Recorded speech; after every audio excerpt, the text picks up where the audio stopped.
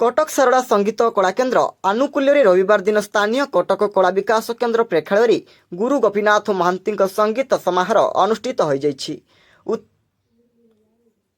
उक्त उत्सव मुख्य अतिथि भाव कटक बारवाटी विधायिका माननीय सफिया फिरदस जगदान करी गुरु गोपीनाथ महांती उद्यम्य चेष्टा सांस्कृतिक जगत में अतुलनीय बोली प्रशंसा करथिले।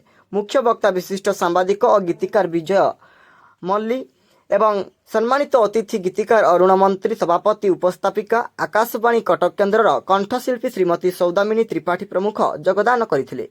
गीत नृत्य और वाद्ययंत्र समारोह मनमुग्ध होइथिबा बेले 100 रु ऊर्ध्व कलाकार को उत्कल कला प्रतिभा सम्मान और शिशु कला प्रतिभा सम्मान प्रदान कर एही उत्सव को प्रदीप प्रज्वलन पूर्व उद्घाटन करथिले डॉक्टर सचिदानंद पंडा, कला विकास केन्द्र मैनेजिंग ट्रस्टी श्रीजुक्त रवीन्द्रनाथ महांती और प्रशासनिक अध्यक्ष रवीन्द्रनाथ जट, गुरु त्रिलोचन साहानी और शुभलक्ष्मी दास मंच परिचालना करथिले।